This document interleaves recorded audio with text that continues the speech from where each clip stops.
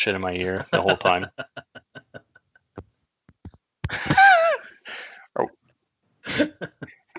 Check.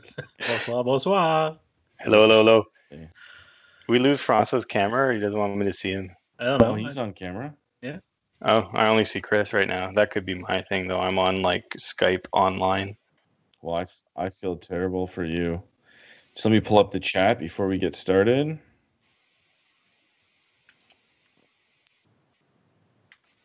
Thank you. So yeah, I'm just pulling up the chat, and then we'll get started. Just let some people join. So hopefully you can hear us all loud and clear, as Darren already did. Darren is not joining us tonight because he is angry. Angry is the right word. Mm-hmm. Okay, I got the chat is now open. We have viewers. Sounds good. And so we are 194, I said, right? Okay. Don't pay attention to these things. Good evening and welcome to CanHammer, your stop for warmer 40K from the Great White North. Today's episode is 194, and we're going to talk about a lot of things have happened. So we're going to talk about what we've been up to and how we're coping with these lockdowns again. We're also getting into some of the new Space Marine facts, the Necron facts, and some other WTC stuff that we want to kind of discuss on here. So as usual, I'm your host, Chris, and I am joined all the way from Quebec by Mr. Francois. How's it going? I was like, you say your name's way nicer than I could ever say it. That's because I say it right. Yeah. And then joining us from not so northern Ontario, Nick. Hey. Nick. Yeah. Woo-hoo. Okay, welcome guys. How you guys been? It's been a while. Yeah. Good. Been good. Dreading the winter, but at least we got a couple of days of really nice weather. That was cool. I've been doing a lot of hiking actually the last couple of days. Just taking advantage. Yeah, it's been really warm as well. Yeah, here. No, it's been nice. Yeah, we took last week off because of obvious things going on in the world that were just crazy. So we just kind of let it go. Just let it go, mellowed out. Took a little break, and now we're back. Mm-hmm. So let's just jump right into kind of the first major piece of news that came out is we finally got the Space Marine and Necron facts. And I say finally, like if you've been around as long as I have, a couple months for facts is pretty damn good, to be honest. But there's been a lot of negativity online. So I guess I'll start with you, Francois, if you want to take us through the Space Marine changes. Yeah, so I think the reason why it feels like it's weird that it took 4 weeks for the fact to come out is that they fact very little. These are some very short documents that don't address some of the questions that some of the community seem to have. So for the Space Marine fact, for instance, there's only a couple of changes that matter. They kept the lower of the two divergent point lists for the chapter command upgrades. So that's your chief apothecary, your head librarian, and stuff like that. And I was expecting them to go with the higher of the two costs because, frankly, those upgrades are really, really good. But they kept a lower cost, so that's a big deal. Now, do you think that's a really big deal though? Like before we move on, because I don't know. We've played the Marines. Are they? Do you think maybe they were over point hit in the new book? Well, I don't know. I've played a couple of games with my White Scars using the new chapter command upgrades, and the apothecary, obviously that's the one that's been making waves, is really, really good. So is the chaplain.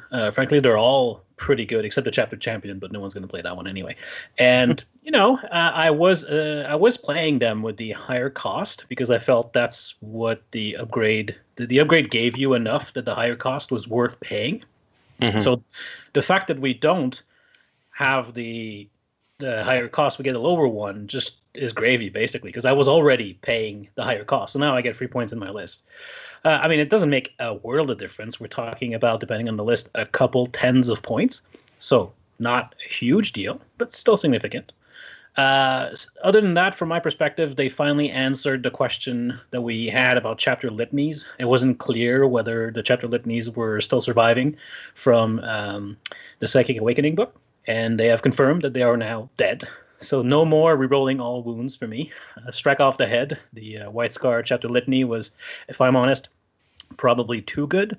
So it's probably a good thing that they got rid of it. But I'm very, very sad because I put that one to good use a lot. So, Yep. so that was basically for those that are maybe newer. It's the custom chaplain powers are no longer. So psychic awakening. So this kind of sets a precedent, which is an interesting point I wanted to bring up right now. Is that now that when a new codex comes out, the psychic awakening book, which you're kind of told would be carry over in this edition, is now null and void. Yeah, that's actually a big deal for more than just Marines, because if I'm not mistaken, GW did say that those books were going to carry over to the new edition, because these are recent books. Like we bought these things not that long ago, and now, well, they're getting invalidated pretty quickly. I'm not saying it's necessarily a bad thing, because yeah, those chapter litanies were probably too much, especially the White Scars one. But now we know, we got confirmation that's gone. And the other big thing from the FAQ is something that's not in there. People were expecting GW to the fact that chaplains could resurrect ATVs. Apothecaries, sorry, could resurrect invader ATVs, which, you're talking about an 85-point model, but because it is a biker, it could be rezzed by the apothecary. And people were sure online, but, the online community is sure of a lot of things. For sure was going to get FAQ'd? Yeah, for sure was going to get FAQ'd. That was clearly a mistake, and GW was not going to let it stand. And lo and behold, it hasn't been FAQ'd. Now, will it get FAQ'd in the future? Maybe. Should it? Probably. Although I don't think that 9 ATV meta is going to really take off, but maybe.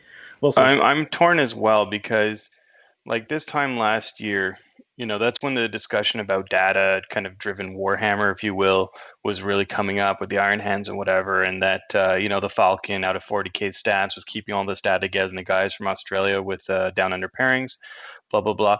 So we had all this information coming up. So then we were kind of hoping and pushing for GW, or the community was pushing for GW to make their facts more data driven, right?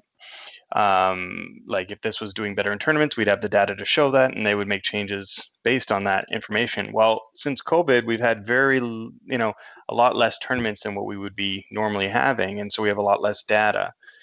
So I'm torn. I don't yes, the ATV, that subject alone, it's probably shouldn't be resurrected, but at the same time, we can't have it both ways, in my opinion. You can't want GW to make data-driven decisions, but then ask them to make non-data-driven decisions when you want them to, in a sense, right?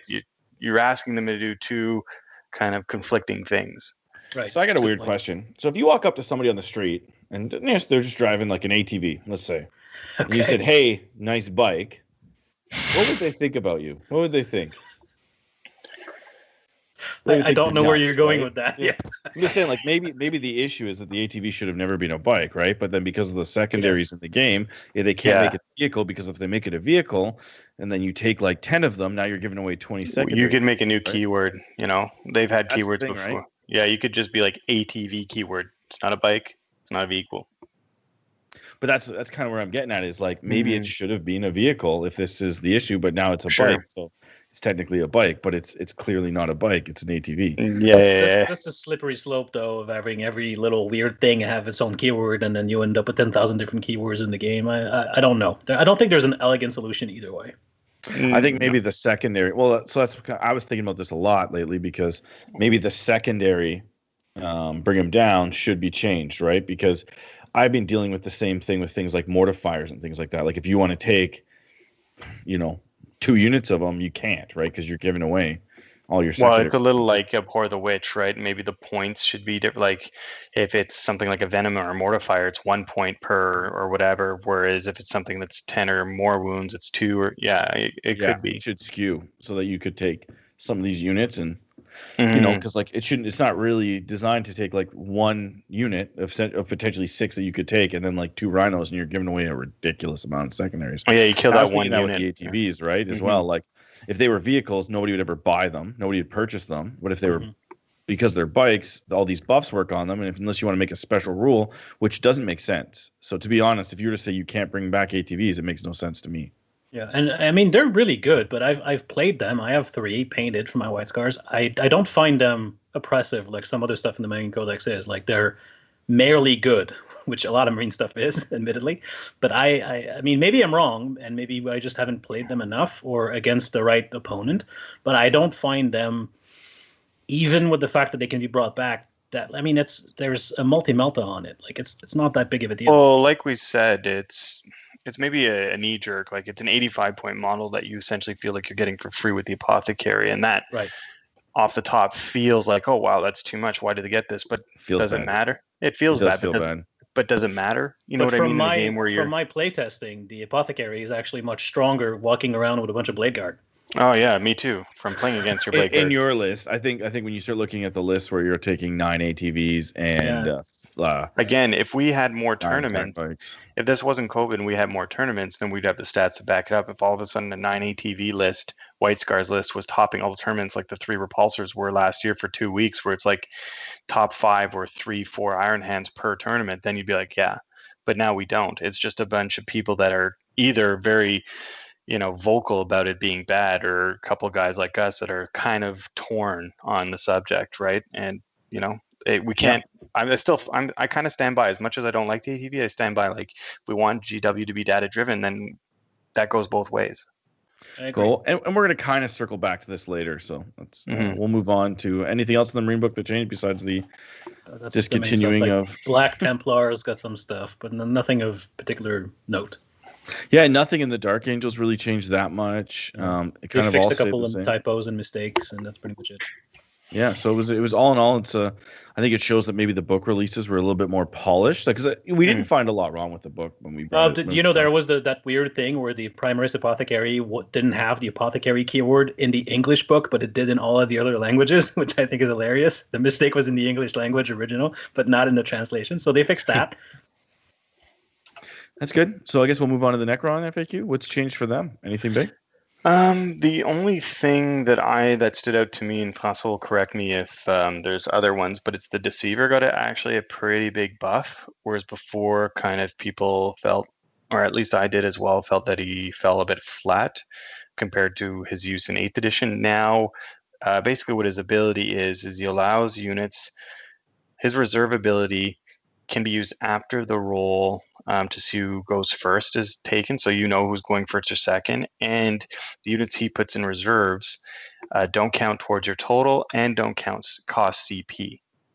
So not only is he like a Satan that runs around and beats people up and uses powers, but for him to use that ability isn't costing you any more CP. So that's kind of, now you're thinking, okay, he's a contender to be used. I don't know how strong a contender. I haven't studied it that well, but he's definitely a little higher now. So let's talk about this a little bit for those that maybe are like me, slower in the head right now. So basically, I deploy a unit. What's the restrictions on it? Is it, what can I put in reserve? Anything I want? Yeah, and it actually 3 units specifically or something like that. says, it doesn't count for the limit of units in reserves. So basically, you don't pay CP, and it doesn't count for your max reserve units. Now, I don't And think it's you'd 3, want correct? 3. Yeah, I don't think you would want 3/4 of your army in reserve, but if you wanted to, you could have 3 monoliths and have your deceiver put them in reserve for free.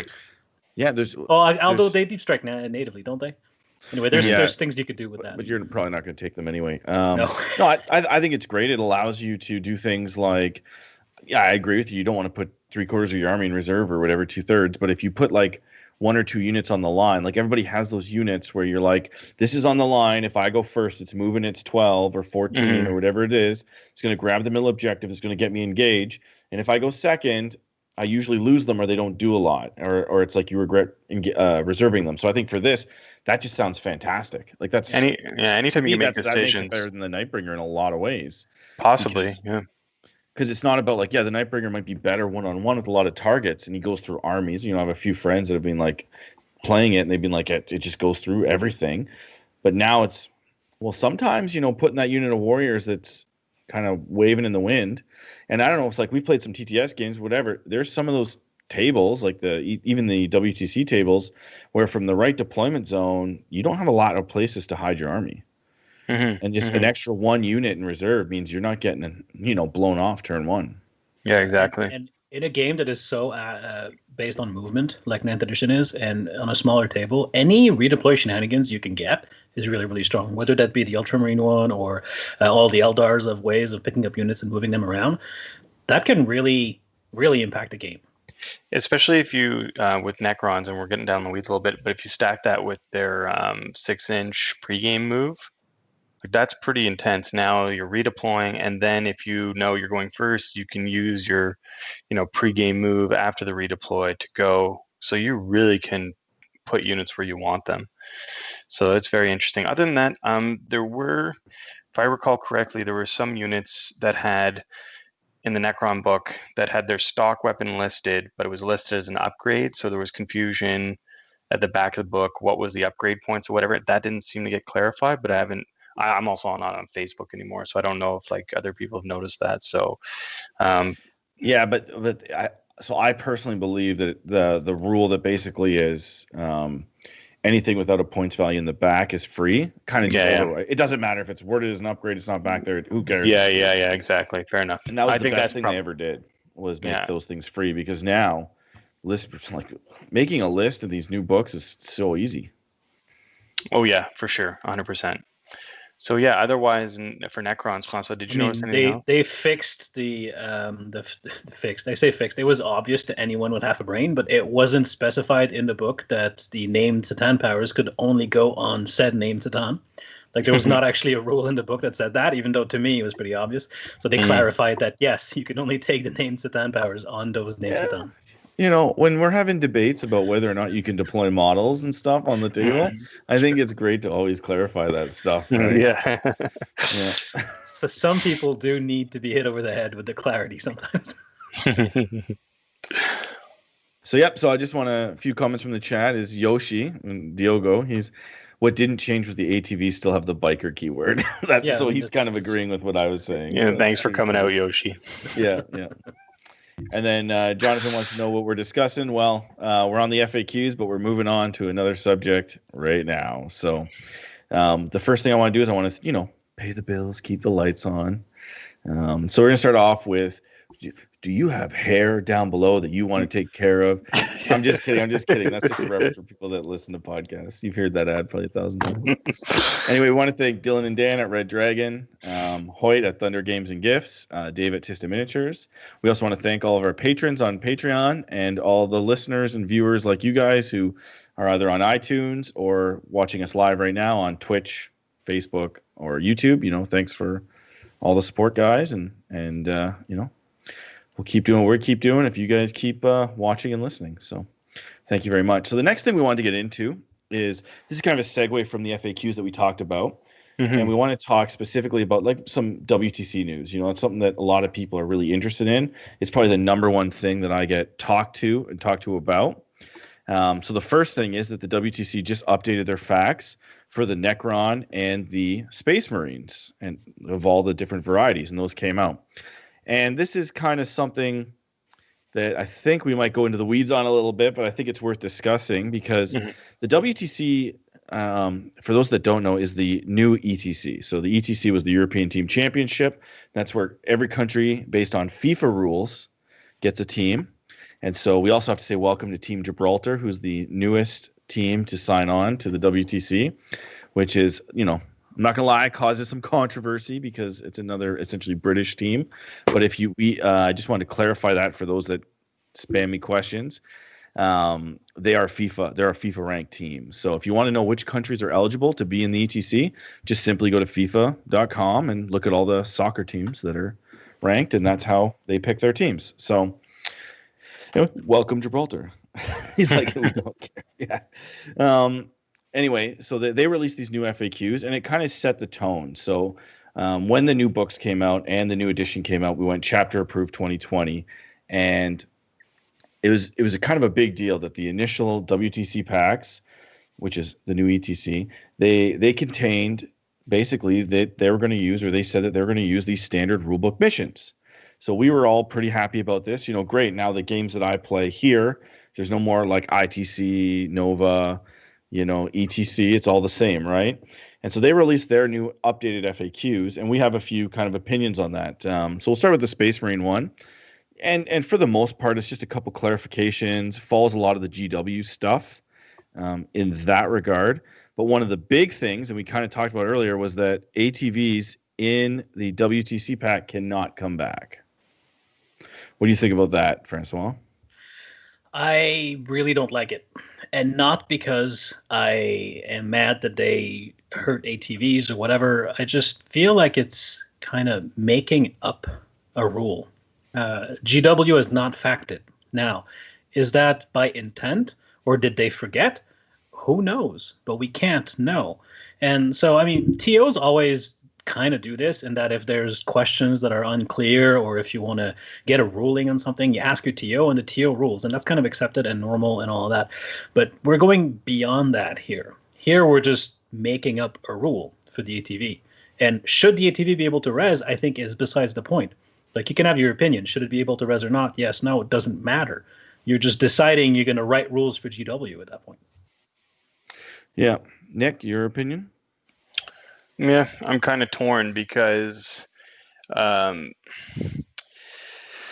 depending on how quickly GW facts stuff, you can end up with situations in the meta where you get these super powerful builds that last quite a while. And then, I was saying, do we want, GW to be data driven in terms of how they update their codices? And, generally, yes, but there is a lag. And what you can end up what can end up happening is that each big tournament is just won by the latest broken thing. So that brings into question whether are we actually awarding champions based on player skill or just who's a bit more clever in terms of finding what's the most broken in the meta at the time because it can't be fact in time. And so should TOs at this point take the initiative to make these changes, or should they not? And if they do, we're going to end up in this divergent type of situation, like you said, Chris, where you have the Nova, you have the Adepticons, you have the ITCs, you have the WTCs, and everybody's actually playing a different game of Warhammer. I don't know. I think I'm torn. I'm torn too because I have a couple questions about it. Like, are they doing that because they know that it's coming and it was a mistake? So maybe we should just talk to, obviously we know them and it's, I'm sure if I asked them, they'd tell us what was behind it, but it just kind of came out today. I thought it'd be good to discuss either way. Yeah, the other thing about this one specifically is it's a real slippery slope there because, okay, so you decide you don't like the ATV resurrecting, but what about attack bikes? Like, attack bikes are 4 wounds rather than 8, but they still carry a multi-melta. They're still pretty powerful. Yeah, what's the threshold? What's the threshold? Like, is it 5 wounds, 6 wounds, 4 wounds? Where do you stop? Now, we've had this debate. I think it was Devin and I were having this debate. What's better, an ATV or an attack bike when you compare points to damage output, to abilities and things of that nature? And we really kind of came to the conclusion that the ATV is slightly better, but only slightly, right? Like, if in a pinch, it's almost a wash. It's almost a wash. The ATV, they can transhuman, and they have some better like strat access and things like that. And the fact that they're 8 wounds means that wiping a unit is a lot harder, so you're more likely to get the apothecary back. Like, you know what I mean? Whereas an attack bike unit's a lot significantly easier to wipe. So there's like a plethora of reasons, right, that we can kind of compare them. But you're right. Like so what if the attack bike because Jeremy said that on the last podcast, and I don't think it's I personally don't think it's the truth, but I haven't talked to him in 2 weeks, so I don't really know either on his end. But if somebody perceives the attack bike is better than the ATV, then shouldn't that one be nerfed and not the ATV? It's a good question. It is. It also comes together with our Warhammer baggage, right? Like, things are very different. But I remember when we played 8th edition fantasy, it wasn't uncommon that you would have 5, 6, 7 years between books with no facts. So it was up to the community to provide facts, otherwise you weren't getting them. And at the time, the ETC, that's what it was, they created their own comp system. So, like, Tomb King's got 400 extra points over everybody else because they suck so much. I mean, a Beastman got like 600 extra points. Yeah, Beastmen were really bad. And, we're obviously not there, and this is kind of that fallacy of overgeneralizing or whatever. But at the same time, we're kind of at that. We started a new edition this summer. It was kind of in a sense, an 8.5 clean slate GT book. Everybody's playing the same game. And now we're starting to see that break. Is that good? Is that bad? I don't know.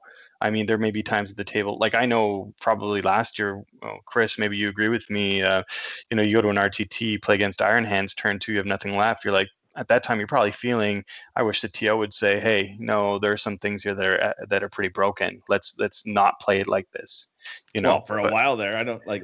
If we're reminiscing, right? Like, it was rough, but But it feels early in the edition to already be like doing those kinds of fixes. Yes, so I agree. There's a couple concepts about that. So we're kind of segue into, well, actually, let's do the Necrons first a little bit. What do you guys think? So the one thing that caught my eye as an Orc player, and of course I tested Gazgal against Nick, and I believe this also applies to the standard GW1s. The Nightbringer's Drain Life ability forgoes the fact that Gazgal can only take 4 wounds a turn. What do you think about that? Well, if I recall correctly, that's actually in the GW fact. It's in the GW FAQ, yeah. So I wanted to go back on that one. What do you think about that? The fact that like you have this one monster with that rule that forgoes it on everything else. That's cool. I think it's cool. Like the Nightbringer is 350 points and he moves 8 inches, right? And it's like he's a big opportunity cost, right? I haven't played him yet. I'm playing him tomorrow actually, but he's a big opportunity cost, and it's kind of feels bad if you bring Gazgal, and that's Gazgal's main shtick. Same with the Bloodthirster with the special ability. But it's not like every army has that, right? So it depends how prevalent that becomes. Well, I've played against the Nightbringer. I didn't play with it yet, but I have played against it, and because of his movement, which is 8 inches is fast-ish, but not really, and the fact that you can tar pit him, because yes, he will kill what he touches, but he can only kill a limited number of things because of his attacks, right? I just tar pitted him, and he was swimming himself out of chaff for 3 turns, and he was a non-issue in the game, right? So the Nightbringer can definitely be played around. No, and I definitely agree with you. Just my sarcastic answer would be don't put Gazgal into him. But exactly. That's what I was trying to say by using more words than that. Well, you would do like our last game, throw 60 boys into my big toys, and then take the rest of the board with, your stuff that I can't deal with now because my stuff is all tied up in the middle. Ooh, you might just get us a strike there, a community strike for that 60 boys and big toys reference there, man. So he's listening. Oh. Wait, we're talking about Warhammer? Yeah, what? Yeah, wait, what? That's dirty. Okay, cool. So that's about it for that side. So then I kind of wanted to move on with just some generic WTC news. So it is going on. Team Canada is selected. So we did mention this earlier, but it keeps coming up. We did select the same team as last year because they didn't essentially get to go. And, there's a lot of reasons behind that. Part of it is, we're expecting stricter lockdowns again. So there is some doubt there. So what's the point in going through some kind of recruitment process? And there's also no way to measure it, right? And there's no way to measure this year, like how people are doing, like off the RTTs, that it's the same 4 guys that show up. Like the historical record of the ITC rankings for 2020. There'll be a big asterisks next to the winner's name. Yeah, exactly. Maybe, yeah. Like you got people right now. We're going in November, and they're literally winning best in faction with 3 events out of, like, you know what I mean? They don't even have all the events. Well, this whole data discussion, like when people are saying, well, there's enough data to make these kinds of statements about whatever. Well, what right now, like a lot of big GTs in the US, you're seeing the same pool of players going to regional GTs because those are the only guys that can go, right? So a lot of that data is just not unusable, but it's essentially you're getting the same data points over and over. It's the same players. It's not as heterogeneous as it would be. It's not as So yeah, correct. Yeah, because it definitely does reward those players that are maybe single or don't have certain commitments. They're just able to go wherever and live in places that don't take COVID seriously. Or exactly. That's the issue, right? Like. I just spent 2 weeks, like basically locked in my house because my kids had an exposure at school. So it's like it's not fair to be like, oh, Francois, you need to go to 8 tournaments this year and place. And he's like, man, I don't want my kids to die just so I can qualify. So we're going with the same how much do you love Warhammer then? That's true. And that is a thing now. So we're going with the same team. Just it is what it is, and we'll see. We'll cross that bridge when we get there. But we're preparing hard. So any of the Canadians out there, we're hoping to represent you guys really well this year. We have obviously last year. I think it was touted as a lot of people were really excited because the team seems very, very, very strong. So we got Ridvin as usual. He's in there as well. Dustin. We got Tim, Jason, Eric, and a whole bunch of other ones. Devin, Cody. I'd say I feel like I could have just stopped saying names, but then now I'm like, if I don't say somebody, they're gonna get really pissed at me. So it And is then they what have it to is. carry your sorry ass around. And then they got to carry my sorry ass around. Yeah. So we've been prepping. Yeah, we've been starting to do discussions on lists and factions. We got Jim as well. Don't forget him. And we're practicing on TTS, which we'll talk about later in this. And it's getting us through the hard times. So that's good. Now, another thing I want to talk about the WTC is it was always in the pack, but it was kind of speculation. And it's been kind of popping up in the news lately is that one of the interesting facts is that the way that the WTC splits up all the books is if you have a main codex book, you get to be represented on a team. So Space Marines get represented on a team. Blood Angels do not because they're a supplement. So if you really think about it, Marines have all been put into one book with like 6 supplements. That's brilliant. Yeah. So you have 1 Marine player per team, right? So that's the most coveted spot, right? Because 2/3 of the competitive community is playing Space Marines right now, and those 2/3 are competing for one spot. That's because the you could spot have a you good give to your worst player, right? yeah. Well, because you could have you have a good White Scars, a good Death Watch player, a good whatever, but now they're all competing for that. Who's going to play Space Marines? Yep. Yeah, and then the really interesting thing is that Chaos, and it's all due to GW release, Death Guard's coming out as a standalone codex. Yeah. So if they can hold their own, you could have a Death Guard, a Thousand Suns, a Demon player. That's interesting. Yeah. So what do you guys think about that? That's the differences Blatantly between the unfair. two. The Space Marine here crying a foul. So seriously though, I think it's probably a good thing because I love team events. I was a captain for a team at the CanHammer team tournament last time. That was probably my favorite tournament I've been to ever, and the fact that you're not going to face a team that is a Blood Angel, a Dark Angel, a Grey Knights, a Ultramarine, and a Death Watch on the team is great. Well, Grey Knights isn't a supplement, by the way. No, I know, but you could still do 2 kind of Space Marine. And I think Custodians are kind of Space Marines as well. Genetically altered super. Don't tell Darren that.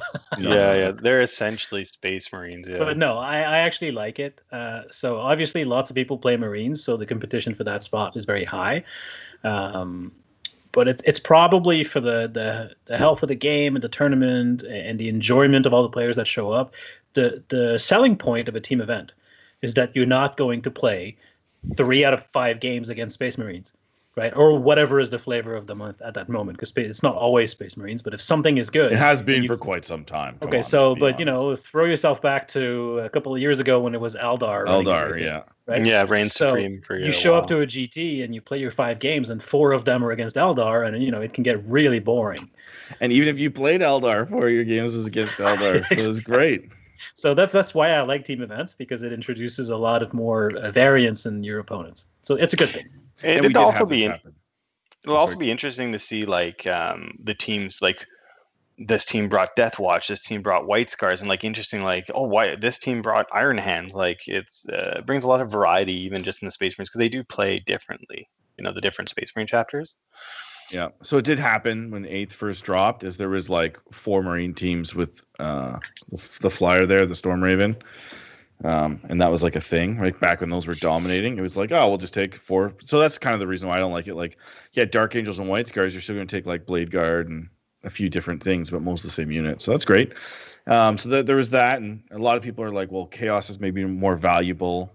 And Alien books, I think, are even more valuable because if you look at a lot of the team makeups from last WTC, which was 2 years ago now because of this stupid virus, there was a lot of teams with multiple Marine players, right? Mm-hmm. And then so now you get rid of that. Up the difference. Yeah, Alien, and I think the standalone Alien races are more valuable now, and Chaos players, right? Because Chaos players are very valuable. Yes, they are. Yes, Chaos lives matter. They do. You're the one that's going to get the whole thing demonetized or pulled off. And then we'll answer a couple questions as we go. So, real champions spread pandemic disasters to get glorious ITC points. Agree, Pac-Man. Thank you for that one. And then, so we have a question: is there a plan for Capital C Bloodbath to have a teams tournament in the future?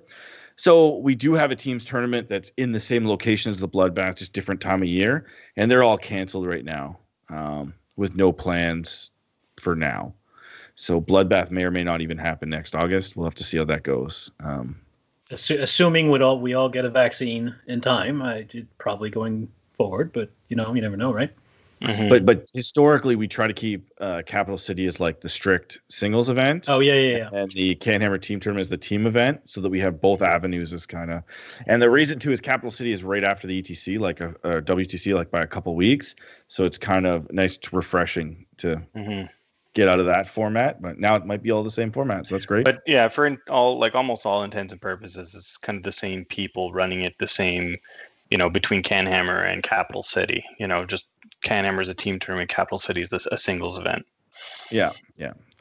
Great. So yeah, and then so other big news, which I think this is a really big deal, is that the WTC is doing standardized terrain from now on, and they're selling their terrain packs.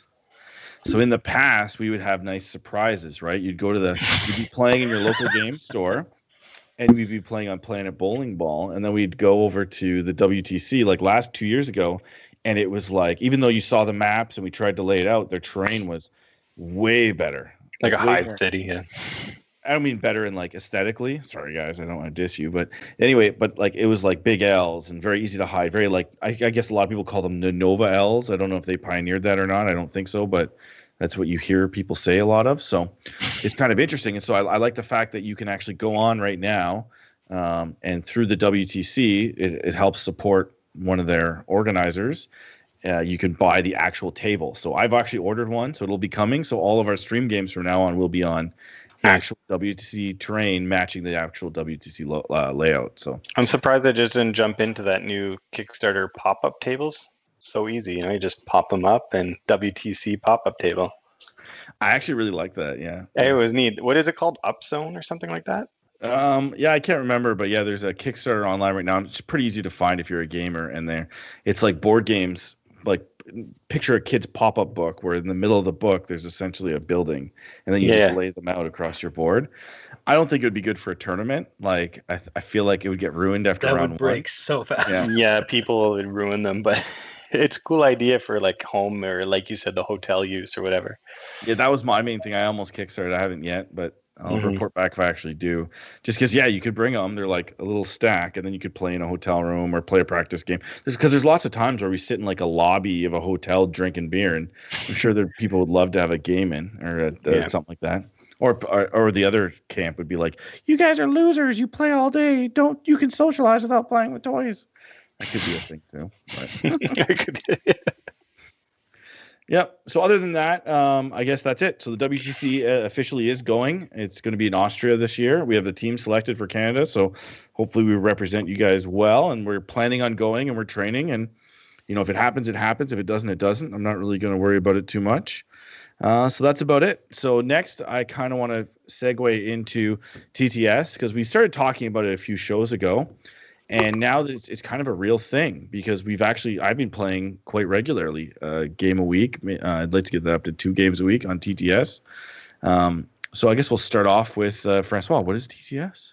So TTS is a tabletop simulator. It's a game you can buy on a computer game. You can buy on Steam, 20-ish bucks. Sometimes it goes on sale for less than that. And it's, as the name very originally implies, a tabletop simulator. It's basically a physics engine, which you can then load games onto and pretend you're playing on an actual table, but on your computer. Now, it doesn't actually come preloaded with any 40K or Warhammer stuff, but you can then install mods to have your Warhammer models and Warhammer tables and terrain appear on the table. And because it's basically a physics engine, you then get to move your models, roll your dice. There's dice rollers you can use, and it feels almost like playing an actual game of 40K virtually. I'm actually pleasantly surprised by it. Yeah, and so it's as he said, it's a physics engine, so you can do essentially what you want.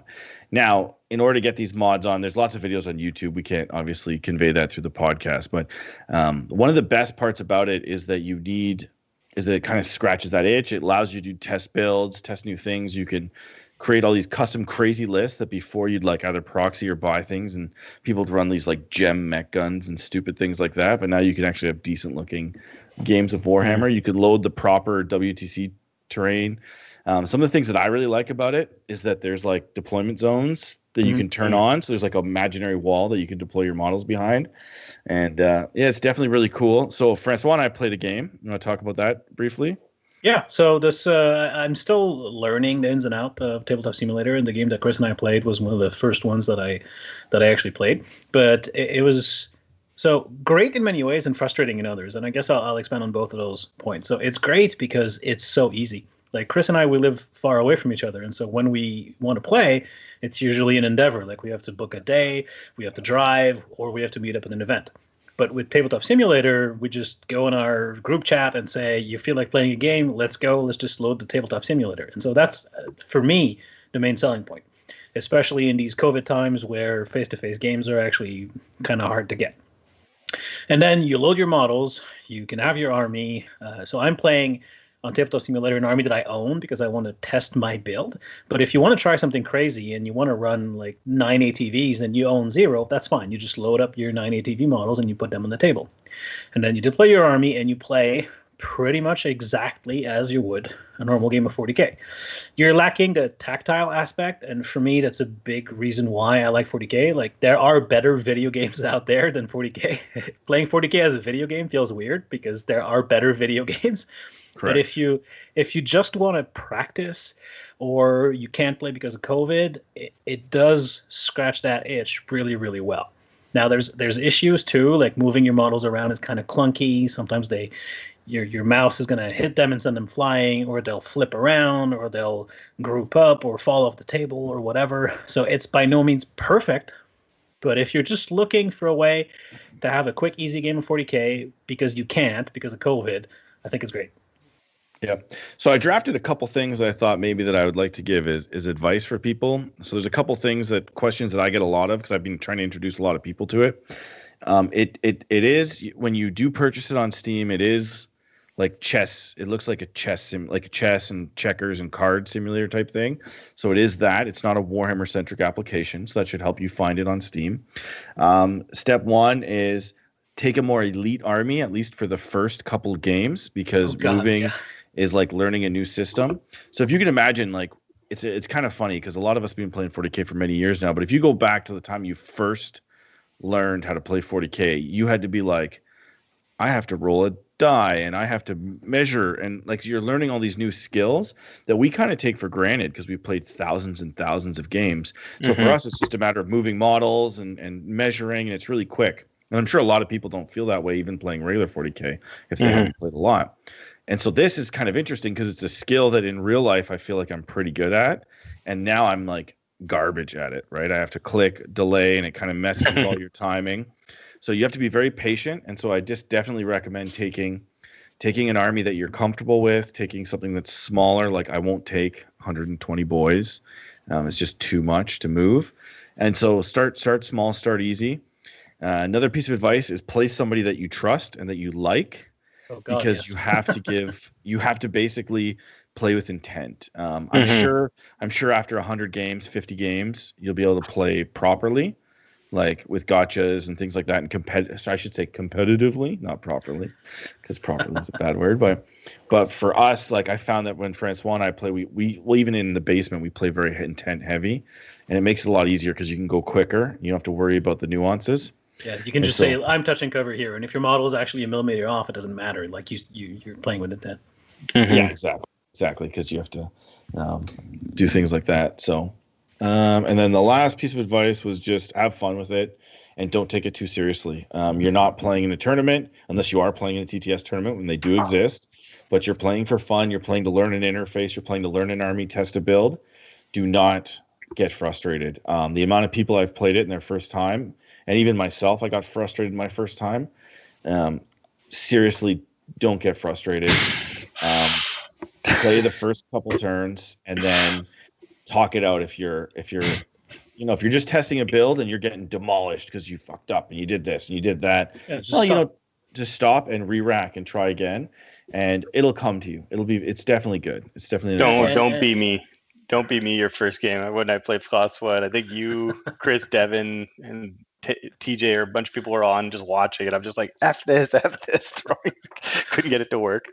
Well, it's really hard because your brain is trying to do two very disconnected things at once. It's trying to do something it's very comfortable with, for us anyway, play Warhammer, but it's trying to do it in an environment that is so different that, for me anyway, my brain just broke the first couple of games that I played. I could not actually play good tactical Warhammer, and I kept making like rookie mistakes that I haven't made in years playing Warhammer. Allegedly. Just Allegedly, he doesn't make come on, mistakes. you've played me enough to I know. was gonna say, to be fair, I'm not sure I play tactical Warhammer in real life. So, But anyway, my brain was having a lot of trouble keeping up with playing TTS and playing Warhammer.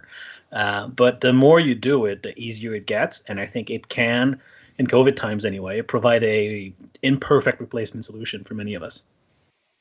Yeah, it's definitely cool. One of the questions we're getting is, are you guys interested in hosting a TTS tournament?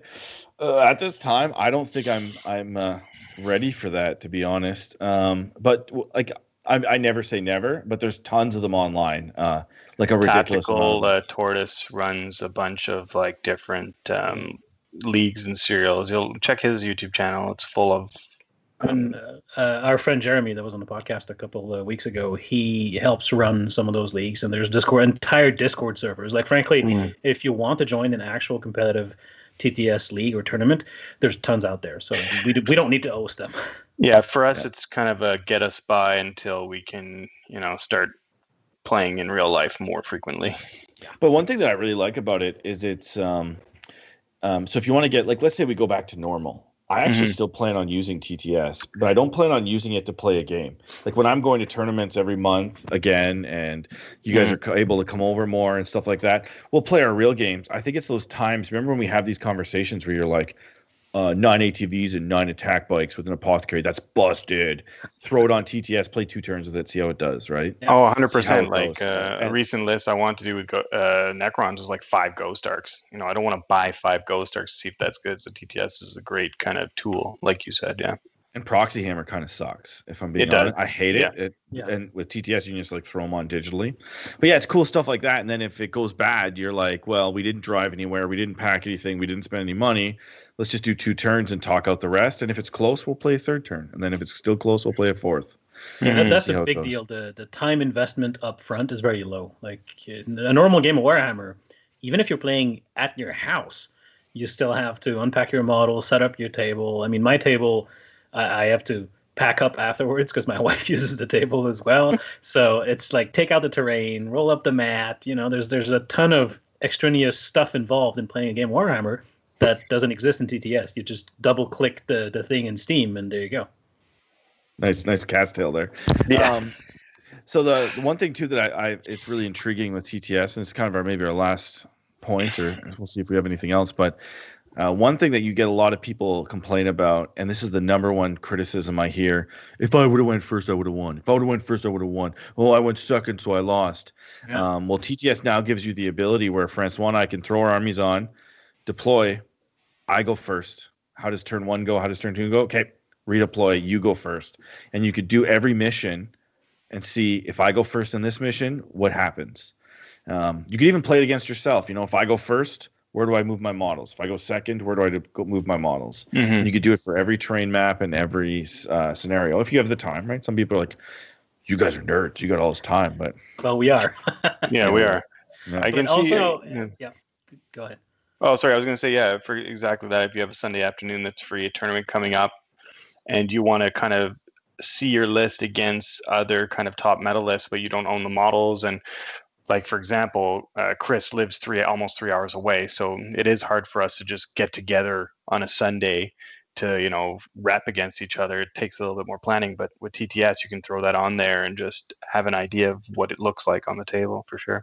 So something that's kind of interesting too is this kind of getting cheating or not? Like, so a lot of tournaments on the Saturday night, who you're playing Monday morning. So what if you so if we're in a hotel or if you're going home that night, you bring your laptop and you could like test out their list against yours. 100% doing that the next tournament, man. I'm bringing my laptop and I'm doing that because it doesn't change. Yeah, you're doing it digitally, but like I know a Capital City Bloodbath, when I was going in, I was doing reasonably well, and I was going in the next day reasonably high, and I was playing against some army. I spent about an hour thinking about that matchup. Going in high, right? Going in high, yeah. I spent an hour a night thinking about that matchup. So it doesn't change much other than you get this digital.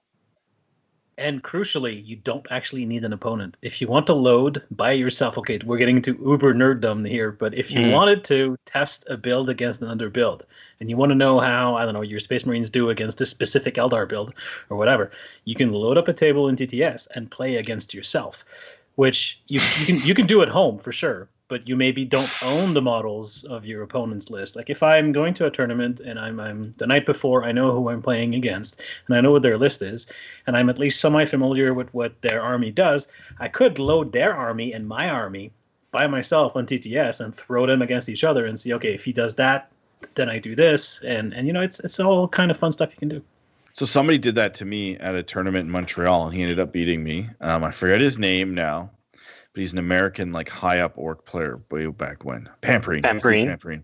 So he told me that he had practiced my style of orc list on his style of orc list game in his own basement against himself.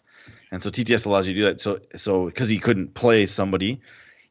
And I guess if you're going to a GT and you're like, these are the 3 builds of lists that I'm like terrified of or I've never played, and sometimes you get the list a week or two in advance, you could just proxy it up, and now it's even easier, right? You don't even have to leave your desk, so you could even some people, I'm sure, I wouldn't do this personally, but some people could be sitting there doing this while they're working or in the background or something like that. Oh, you don't do this? Yeah, okay. You would never do no, never. While you're working. Just like Francois said today, he's busy. Like okay, but I know, like it is a game, right? But when you're talking like WTC, it involves like a whole team of people flying somewhere, the hotel's an investment, or if you go to LVO, like that's still a couple $1,000s a trip. I don't see that as being too much extra to put that effort in, especially if you're interested in doing well. Correct. Okay, so we have a couple of advice from the chat, which I think is perfect for this. So important tricks. Hold tab while dragging models to measure and move. We know that one, but that's a good one to know. So you can hold down the tab and you can measure every model you move quite easily. Oh, and if you make a mistake, hit escape and your model snaps back to where it was. Yeah, that's a big one. You could see, do I fit? Yeah, it's awesome. You can also grab a model, Control C, Control V, and basically copy and paste it, do what you want to do, and then delete the old one. Oh, that's how you're getting extra models. Yeah, that's how I have. That's why I had 15 Repentia in a unit against you. Yeah. You can click both mouse buttons at the same time to slide your models across the ground. Yeah, that's forces to ground. That's helpful. Yeah. Yeah, you can turn off auto raise apparently from Pac-Man, stop the models from spasming around terrain, and I guess one of the big ones is that Jeremy's mentioning, who was the guy that was on 2 weeks ago, the Dark Angel player, who outruns TTS tournaments and leagues. So he's a great guy to talk to about this stuff. Is you can actually save a game. So we've done that. I have a game with Ridvin that's on turn 3 that was 2 weeks ago. You can save them and return to them at a later date if you remember, but. The most important button actually in TTS, it's like on the top bar, I think near the right, is if you're getting frustrated and your opponent might be winning, you can just press flip table. And then, you never know what would have happened. Yep. Okay, so I guess that's it for... So I think we highly recommend it. And I'll just kind of reiterate what, like, just take her easy. Take her easy at the beginning. And we'll go at that. So... I guess the one other topic that I wanted to talk about is before we kind of conclude the show. So our last topic, this is kind of a catch-all to catch up show. So I noticed that you both paint a lot. Yes. Yeah. So I want to start with Nick. How do you stay motivated to paint? Like a lot of people, like I'm struggling with this myself, and I have some insight because I'm actually back on the painting wagon now. But how do you keep yourself motivated to paint? I mean, like anything, it waxes and wanes, right? Like I spent probably the last week and a half not painting because I bought a new gaming laptop, so I spent a lot of time gaming. Yeah, but generally, like I was painting today. How do you stay motivated? It's like you have to make a habit out of it, right? A lot of people think you need to sit down. Like painting is exclusive to this 3-hour session of sitting down. Well, that's not true. You can actually sit down and paint for 10 minutes. And I've done that a number of times. Sometimes like if you're doing a batch paint of 20 guys and all you want to do is spot wash a couple spots and that takes you 10, 15 minutes, you don't need to be sitting down for an hour. If you have 10, 15 minutes and you want to distract yourself, you can do that. And by getting into the habit, even just that 10, 15 minutes, I find that motivates you to continue. So then later on, you have the evening off. You're like, you know what? I'm going to actually sit down and spend an hour or two doing these guys, right? There's that. There's also like just like any problem, whether it's a math problem, life problem, painting problem, take that problem and break it down into its parts and solve each part individually. So if you're looking at an army that you want to paint and that's kind of overwhelming, you don't need to paint that whole army right away. In fact, if it helps you, put it away and just put out 10 models that you want to paint of that army and then go with that. So those are kind of some of the ways I do. And if you can at home, if you can have a permanent painting set up, I would suggest that too. I know not everybody can, because that can be an obstacle, having to put away and take out every time. But if you do have that option of having like kind of a little reserve spot for painting, then I would suggest that as well. Yeah, I have one. It's right behind my podcasting spot. Yeah, I can see I did your mortar fires on there. Yeah, they've been there for a very long time. If you've been watching the show, they're about 2/3 done. They've been sitting there. Don't paint shame. Yeah. Oh, it's hard. It's easy to paint shame yourself. Okay, Francois, so how do you do it? Because you've painted like 6 armies. So how, and like just specifically motivation, how do you pick up the brush? So for me, so if I'm just looking around my hobby room right now, and I have, if you add up my Age of Sigmar and my 40K armies, I have 12 fully painted armies on the shelves right now. And the way that I managed to do it is to separate my show painting from my tabletop painting. Mm-hmm. And I'm a big fan of painting to tabletop. When I started this hobby again a few years ago, I started again with the idea of painting. And I enjoy painting. It's one of my favorite things to do. It's one of the few things I do that's not in front of a screen. It relaxes me. But if you're painting for quality, like if I'm trying to paint a model to as high a level as I can, it can sometimes feel really frustrating because you feel like you're not getting anywhere because it takes so long. And because I also want to play with my models, and I hate playing with gray models. In fact, I try very hard not to. I don't really mind. I spray mine blue just for you. I don't mind playing against gray models that much, but for me, playing with my own gray models, it feels really, really bad. So I learned to separate those two things, and I learned to paint for tabletop quality, which it still looks good, but it goes fast, and you get gratification, or I get gratification from it anyway. So this Necron project, that's my latest painting project. I've painted like 4,000 points of Necrons, and it's taken me maybe 30 to 40 hours total because it's mostly airbrush work, and I do very little brush work on them. And from 3 feet away, they look good. If you put them under a magnifying glass, they're horrible. Like you can see, they don't look good under a magnifying glass, but no one's going to look at your models that closely. And so my advice is, you're your own worst critic. Mm-hmm. Learn to look at your models from 3 feet away, because that's what other people are going to look at your models from. Very few people are going to pick up your models and then go, the eyeball on this guardsman is crooked, right? But when you're painting it, if you're trying to paint the eyeballs on guardsmen, you're going to go, oh no, this one is crooked. I have to do it over again. And that's like, you're going to drive yourself mad doing that. Now, pick a couple model per armies to paint proper, like to the highest of your ability. So if you're painting Imperial Guard, you're going to want to paint 100 guardsmen. Get those done quickly and efficiently, and then paint the commissar or the company commander or the tank commander to a higher standard, because that's the showpiece, the center model. But the chaff, just get them out, paint them. You're going to, at least for me, feel tremendous satisfaction from just going, well, I spent 3 weeks and I painted 4,000 points of Necron, and that's awesome, because now I get to play with 5,000 points of painted Necron if I want to. I think that's excellent advice, actually, is that you're your own worst critic, and don't sweat the tabletop quality, and also allow yourself to get better. And, don't fret that you're not where you want to be painting wise now.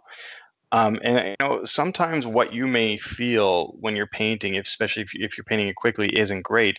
To other people, looks astounding. Like I know for some of my Thousand Sons, I wanted them to be like the best, but then eventually I realized I wasn't going to finish them if I was going to spend 10 hours per rubric. So then, I kind of rushed. Yeah. So I kind of rushed them, gold, slapped on some teal. I put a wash I wasn't familiar with. It came out glossy. I really wasn't happy. But I was like, you know what? They're painted. And the same thing, Demon Prince, like he probably took less than 2 hours to paint. He was gold with some wash or whatever else. And then I remember spending like 10, 12 hours on another model. But when I went to a tournament, everybody was going like, oh my God, look at your rubrics, look at your Demon Prince. They look awesome. Nobody even noticed the model I put 12 hours into. You know what I mean? So, don't fret that. Sometimes just choose a good contrast and color scheme that you can do that's easy, that it's easy for you to do, and go with it. And like Francois said, don't spend 1,000 hours on basic troops. Choose a couple centerpiece models to put a little extra effort into. They'll tie in the army together, but nothing makes an army look better than like a nice cohesive look. Um, and if you put effort into it, it will show. And last thing, a more practical advice: when you're painting, don't slow yourself down by fixing every mistake when you paint right away. So, like, say you're painting whatever green, the green satchels on all your models, and you paint a little outside the lines on one guy. Don't stop for that guy to, fix the color you painted over right away. Move on. Like, just keep going. Don't let that slow you down. That stuff can happen in the post processing of your army.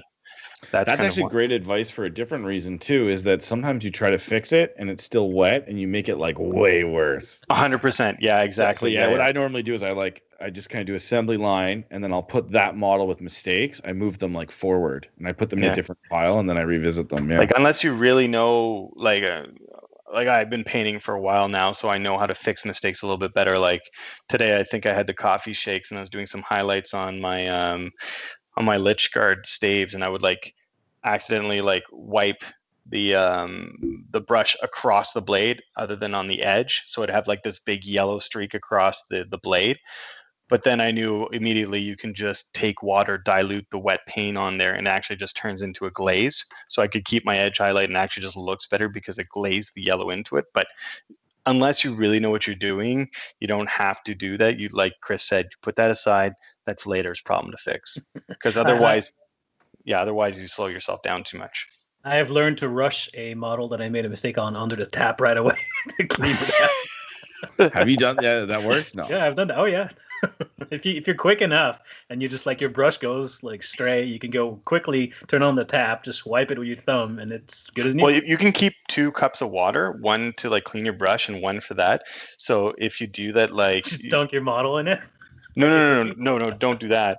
What I'm saying is, like in the situation I was talking about, you have your model, Yeah. you say you're edge highlighting, and you accidentally streak your brush across the blade or somewhere you don't want it. Quickly rinse that brush, wipe it, dip it in the clean water, and apply that like across where you don't want it. It'll dilute it.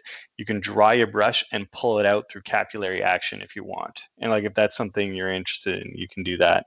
I mean, you can also run your model under the tap. That's my technique. Okay, so thanks for that. That's definitely I've been doing a lot of those tricks recently. It's been kind of working. Been painting my epic army for some random reason, but I think it's more to get to something complete because all my other armies are so large and they need so much work that I'm trying to get the satisfaction from painting one little project now, getting it done with, and being like, oh, that's 100% done, and kind of satisfying that little bit of OCD inside, and then now I can go back to like a long-term painting project. On that note, I'll just add: be careful with assembly line painting because I'm the kind of maniac who can line up 60 guardsmen and just do one color, and get them all done like that. But that's probably because I'm unhealthy in some way, and so at least if you're starting anyway, start in smaller batches. Don't do 60 guardsmen in one go. Do like 5. And then you get the satisfaction of having those 5 finished models and move on to the next 5. Yeah, over the long run, it's less efficient, but you're actually going to get them done. You'll learn where your limits are, whether you should be doing them in 5. Like I'm the same right now. I'm doing 60 Necrons, but at the same time, but I'm not sure that's something I'd recommend to somebody who's just getting into painting or who might be struggling with their motivation for painting, because applying a wash to 60 different models over an hour isn't exactly the most thrilling thing to get you back into it. And your hands like gets like inches, like when you're doing the wash, you get like your fingers get just. But I was because it was funny because I was watching Midwinter Minis and it was like he does some of these challenges where he paints like an entire army in a week, and I've done that before for events, and events are usually what kind of force me to paint. And so I thought it was interesting that like it's almost like you could punish yourself, suck it up, you know, take a week off work, or like tell your wife, hey, I'm gone for a week, you're on your own. And you could literally sit there and just paint for a solid week, and you would suffer every day and your hands will hurt at the end of it, but at least you'll have these models done, right? You'll have a sense of satisfaction. So but you'd be surprised like how much progress you can make on that, like 15 minutes, half hour there. Like say you wake up, it sounds silly, you should probably be working out if you wake up early, but say you wake up 20 minutes early, you can run downstairs, do 20 minutes painting, then start your day, you know. Yeah, there's a lot of things that you could do that's more important than painting, but probably like, working out, I would suggest that, but if you're not going to work out, go paint. But painting is really important. For me, it's a big part of my mental health. As I sit down and I zone out and I listen to podcasts and battle reports and whatever, and I do something that it clears my mind. That's painting is therapy for me. 100%. Okay, yeah. So before we wrap it up, just a couple of last minute comments. Is Sean says paint and listen to CanHammer podcast. Yes. Oh, that's sweet. Segue from Francois there. CanHammer podcast. Any kind of Netflix, whatever you want. Rewatch series that you've already seen, so that you don't need to actually watch them. You know, I wouldn't watch the new season of The Mandalorian while painting, but How I Met Your Mother. Yeah, I'm watching Babylon 5 right now. It's awesome for 40K paint. Background show. And then Steve Tudor is saying, but the eyes are in the rubric, the painting rubric, are they not? So you should paint them. And great. So with that, thanks for listening, guys. Thanks for joining me, Francois. Thanks for joining me, Nick. And